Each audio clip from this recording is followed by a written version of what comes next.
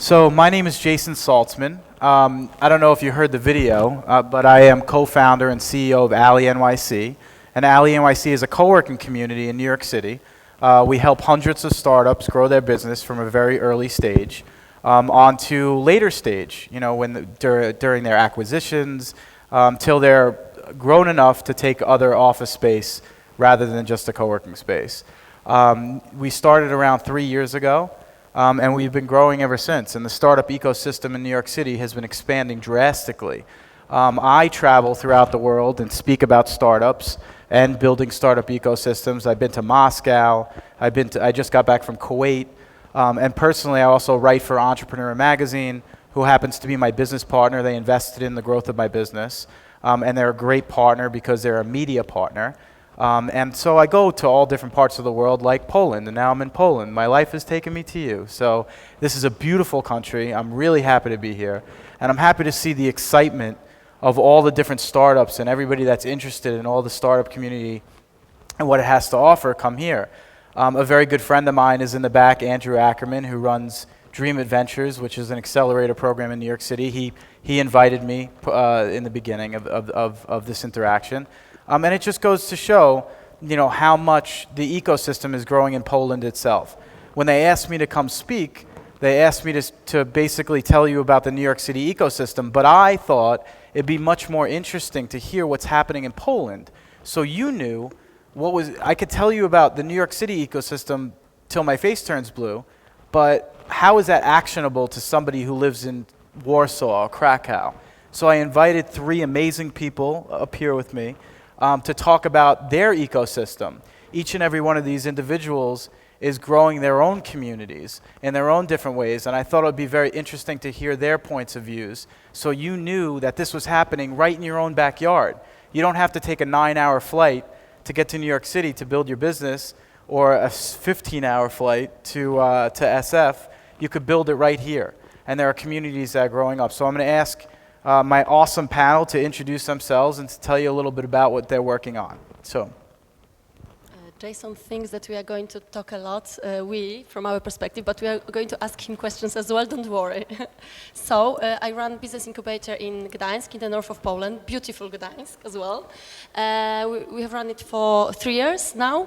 It's space and a lot of events. We also have got our acceleration program, Starter Rocket, and we are a co-organizer of Infoshare, in the meaning of Infoshare Startup Zone, a startup contest, startup stage, and speed meetings with investors, and Expo. I think that's cool. It in shorter words. Hi, I'm Boris. I co-founded Reactor 4 years ago, which is a co-working space / mansion in Warsaw. We organize events, monthly open reactors, which you might have heard about, and all other fancy stuff we're going to talk about. I also co-founded Filmmaster, the company I sold last week. So he just sold his company last week, if anybody wants to know that. So let's give him a round of applause. Let's get this room going. That's a Polish exit, by the way. I'm an employee now, so that kind of sucks. I understand. I understand. I understand. I know. It seems always great on the outside. We'll talk about that later. So hi, I'm Kamil. I'm running co-working space in Kraków. It's called Collab, and we are focused on community inside. And we are also organizing many events. We are focused on helping other startups to raise their rounds. For example, with Startup Sauna, Pirates on Shore, or Oxygen Accelerator. Great. So thank you so much for being here, and thank you for having us, Bitspiration. I'd like to know what entrepreneurship what is entrepreneurship like in Poland today? So I guess we can. Who wants to answer first? We can just take it on. So I think it's different in every city actually, and because we have different communities, sometimes we network like, for example, at Bizspiration or Infoshare, but in Kraków it's actually 2-3 years ago it was driven by European Union funds. Many companies started, and right now when funds ended and the new perspective is coming, a little bit fewer companies are set up, and but businesses are more mature. Usually they are B2B businesses when you can start from the beginning, start earning from the beginning. And in Kraków we share knowledge, for example with Estimate, bring the knowledge how to build hardware. The many other companies started growing hardware after that. Cool. So we are evolving pretty fast.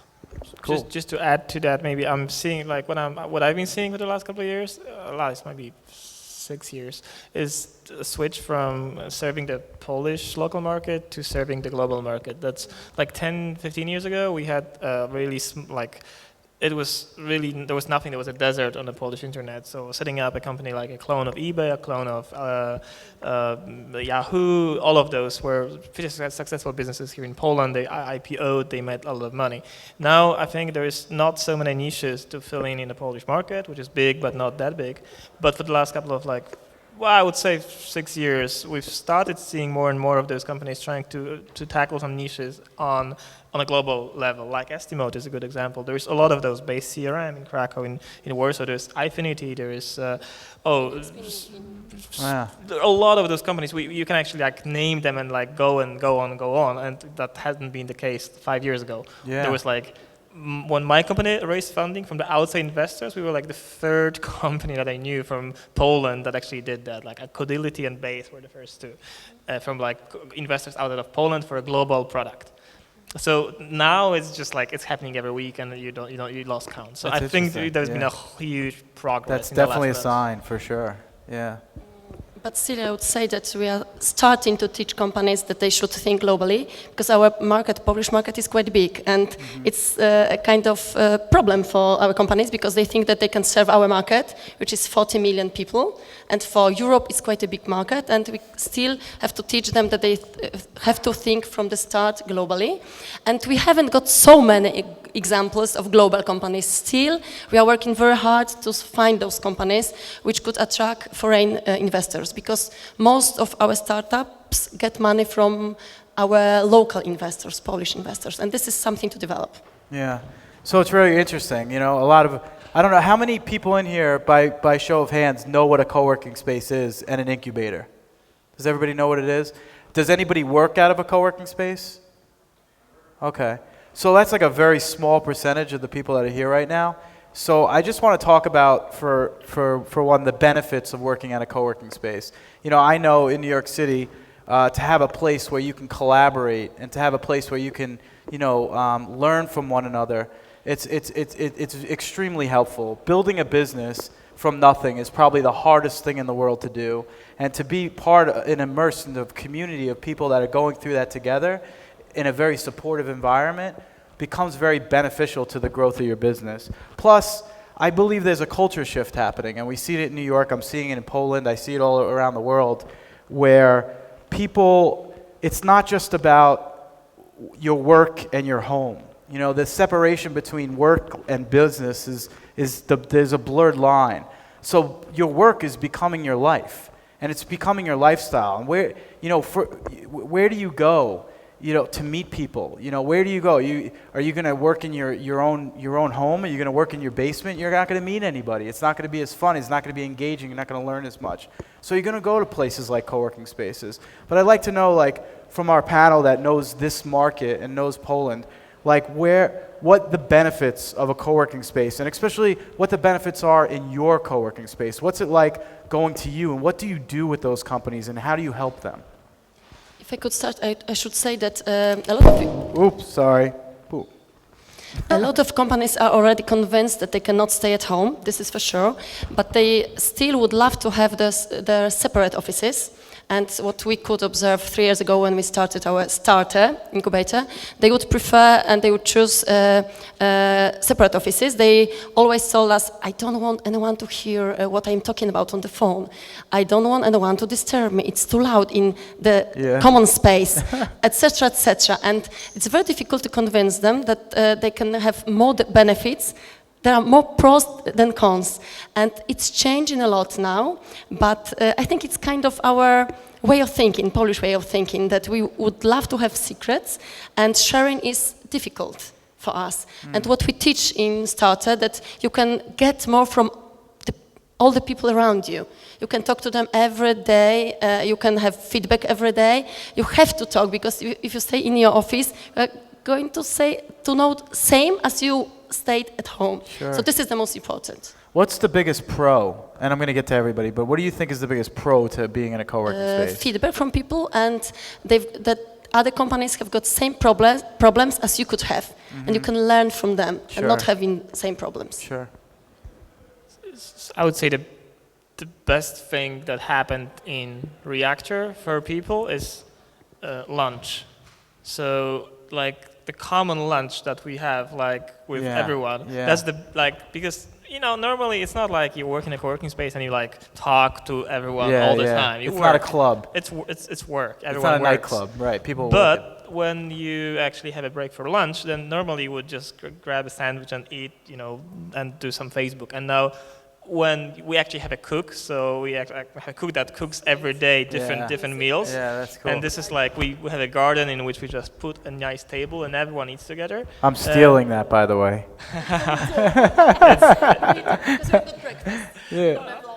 We do have breakfast too. Oh, actually. There you go.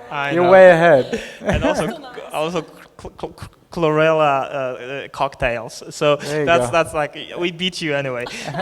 But frankly, the biggest benefit is that during lunchtime you talk about work anyway, but you just kind of, we started sharing, it's so much more important to talk to someone from the outside, because when you just like a couple of guys talking to each other, you kind of got stuck on your ideas. Sure. You don't hear from the outside, and someone from outside can just tell you like in 5 seconds, like, hey, this doesn't make sense, but you can do this, and be like, wow, no one have thought about that, because we are so like close onto our thing. So this is this is pretty huge. And the second thing that's really important, it's more like evenings when the founders still are here, the employees went already home, and the founders can actually, there is a huge kind of psychological boost you can get from talking to founders.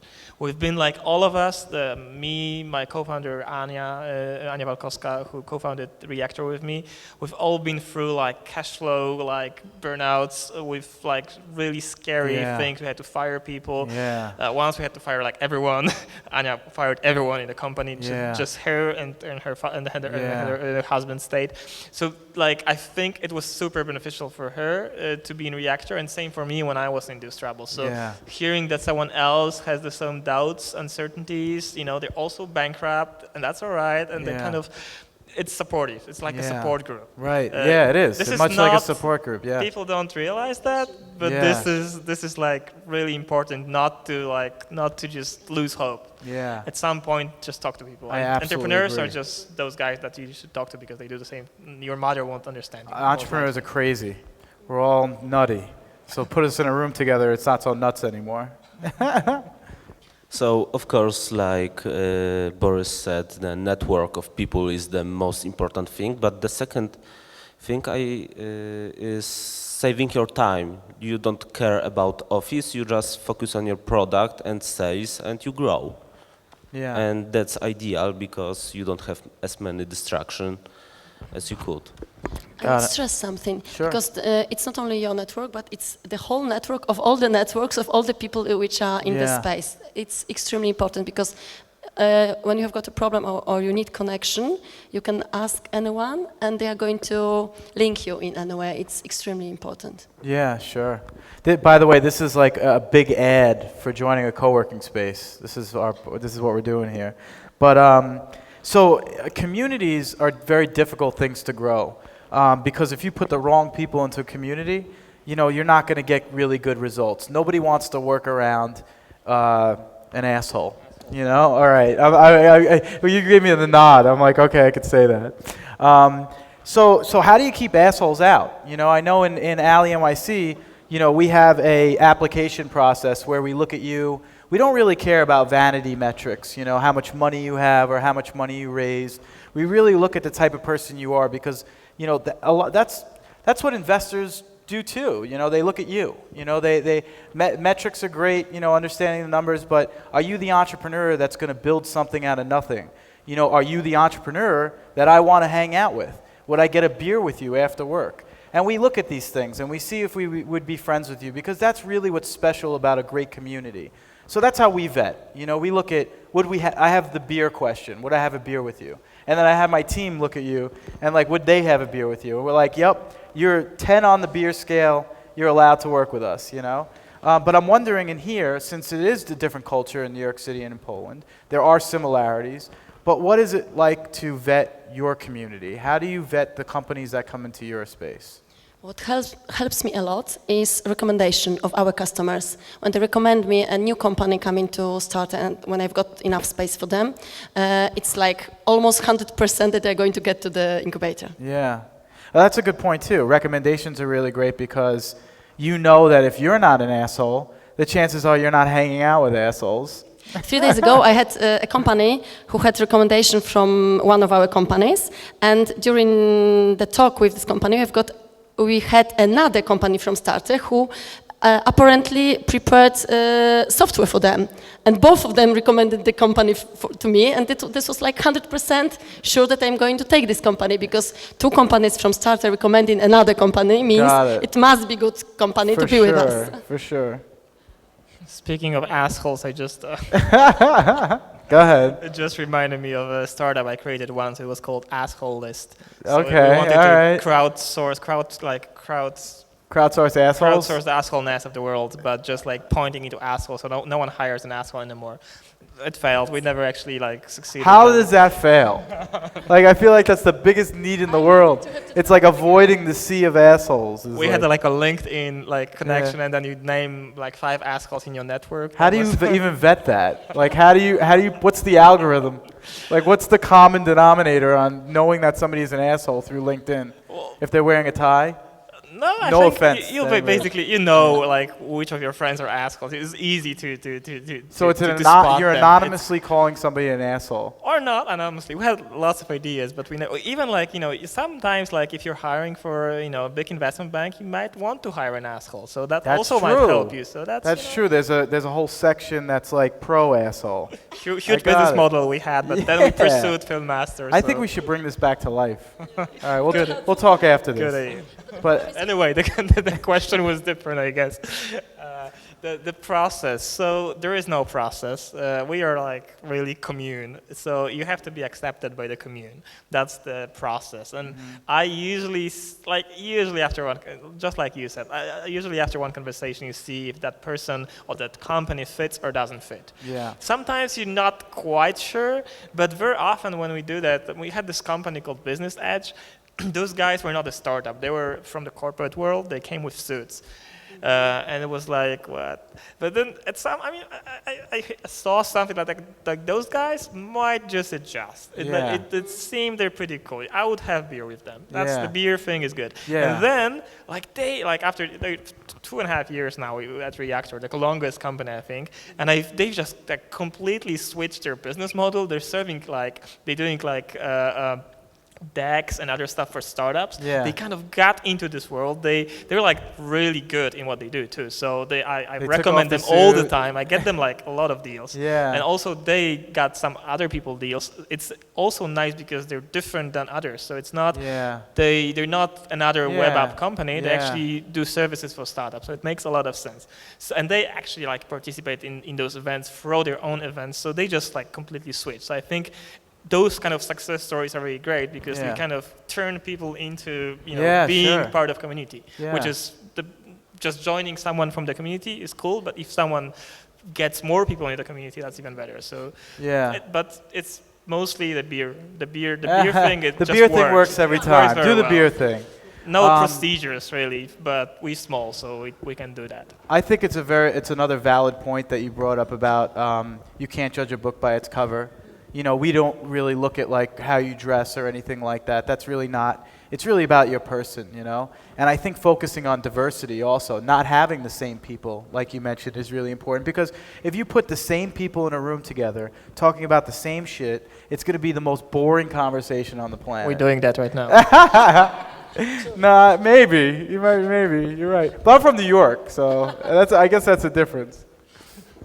So we don't have specific vetting process. We accept everybody actually, and the people who stands out doesn't fit, they resigned after a month usually. And if you set an example, usually people copy that, so we don't have problem with assholes magically, because most of the people are recommended by their friends that they heard about collab and they are checking it out. And if we haven't started with assholes, now we don't have any. Yeah, got it. Cool. So I guess the best question to ask now is like, are you guys full? How do I become a member? Like, do I go online? Do I meet you guys? Like, what's the process like? We are quite full. We have just moved 2 companies from the incubator space to commercial space, because after 3 years they have to go to commercial space or somewhere to the market. So we've got like... Oh, so after 3 years of being... Not more than 3 years at our incubator space. Okay. So that's why it's like movement all the time. We've got new and new companies, and now we've got 3 or 4 rooms, like for new startups, and you have to just do it like in internet, and then you come to us and you talk to us. And so go online, fill go out. online, and then like the fill website? in. It's www.incubatorstarter.pl. There you go. I think the internet still starts with www. Exactly. But it's very simple. It's like several sentences, and then you come to, you just meet us, and it's just half an hour of talk, and then we decide straight away, yes or no, you suit or not. And very often we ask a question, how would you like to get in touch with the others, with other companies, communicate with them, cooperate with them? What is your idea about it? If they say, oh, we can do on our own, it's not the right answer. We always are very happy when they come with their... They want to collaborate. When they come with their ideas about how they could cooperate with the others, or how they could move all the community to do something together. Sure. Makes a lot of sense. Cool. What was the question? How do I get in your space? Yeah. Like, how do I get in? Like, you can't. So he'll let anybody in, but you can't get in. We've been. It was possible over the first year, but now, like for the last 3 years, we've been fully packed. So there is a waiting list. You have to just kind of fit into like. You have to make sure like the startup either fails, that's at our place, or like grows. Yeah. No, we don't. But some like Infoshare has been like really growing too big, and at some point they'll have to move out because they're just going. They're gonna take like half of the space, which is not good. But it was a natural process. We've had like successful companies like Kekemeke who started at us, or Game Trade that just like grew too big and they had to go.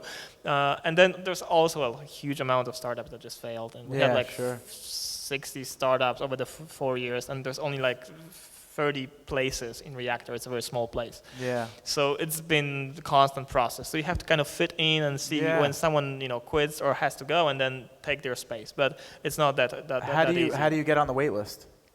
Just talk to me, or either through a website or on some event, and just say what you do and how much space you need. And there is no formal process either. It's my wait list is like a to-do file on Reactor or Dropbox. I love it. Awesome. That's how it works.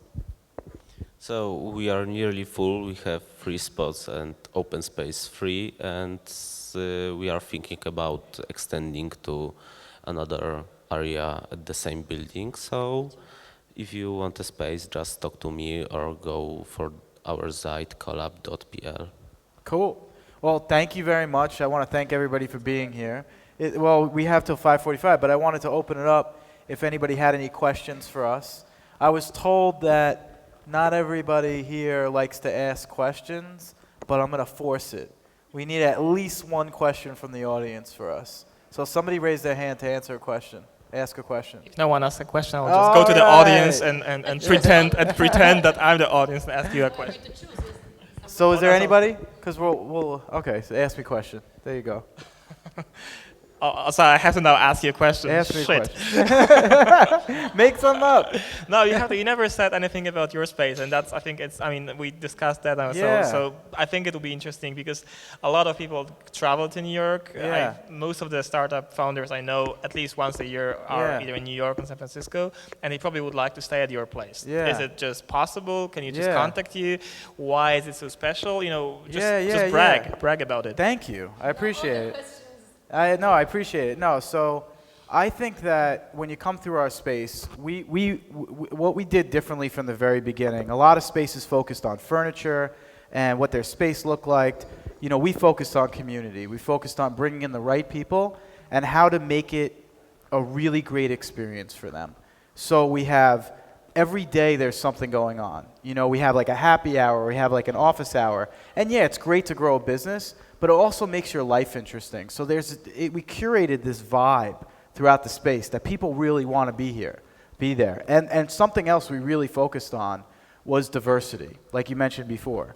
By thoughtful design, we go after certain groups of different cultures, different ethnic backgrounds, different sexual orientations.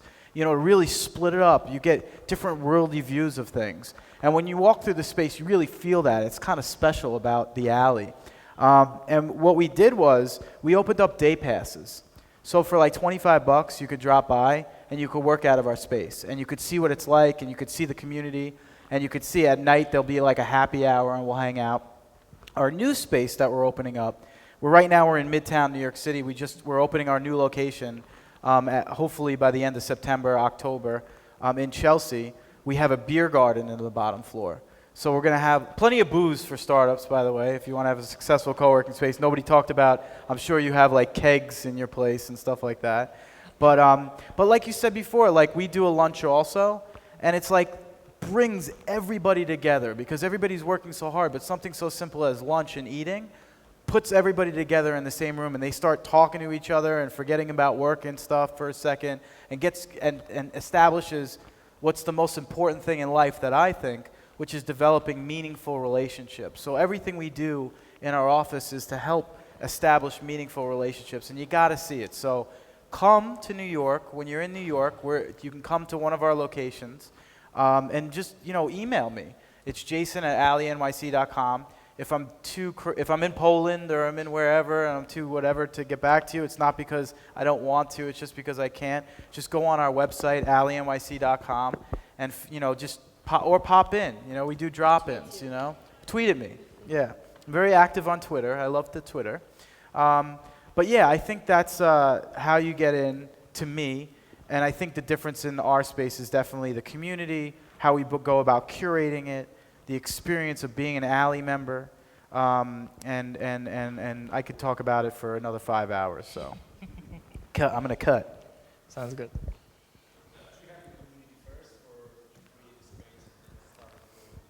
So I'm a New Yorker, and I moved to Miami, and I developed my first tech company in Miami, and we moved to New York because it would be better. We thought it would be better for investment opportunities. Miami wasn't really taking off. And when I moved back to New York, I didn't know anybody, and we decided to open up a co-working space because my role in that company was dissipating as a marketer, and we thought the co-working world was extremely interesting. So to answer your question, when we first opened up, no, I had nothing. But what I did know is, I'm a big fan of like Malcolm Gladwell, like Tipping Point, and going after like influencers and understanding the world. I'm around. Am I getting kicked out yet? Okay, I'll get kicked out. But to answer your question, no. But what I did was I made friends with people. I brought people into our space. I hung out with them. I got drunk with everyone, around the city. Met really cool people. Started writing, for Entrepreneur. Became a mentor in some of the different accelerator programs. Started meeting people. And the space was built around my relationships, basically. But now we're expanding it. I'm kind of like stepping back, as it's not just about me. It's about the community itself. The community has become so strong. The story isn't about Jason Saltzman anymore. The story is about the community at AlleyNYC. So the best part actually of running an accelerator, if anyone wants to run an accelerator or like an incubator or a co-working space, is that everyone just like comes to you, Yeah, and yeah, you meet yeah. so many great people from all around Yeah. the world. This is like to me, like even if I like lost a lot of money on that, and I did, it would still pay because there's a lot of like great people that I met, and they just like it's helpful, and it grows me as a person, and Yeah. also I can give. Also, because of meet them, I can give more to the community inside Reactor. So that works for everyone. Yeah, for sure. Thank you guys. Thank you so much. Thank you.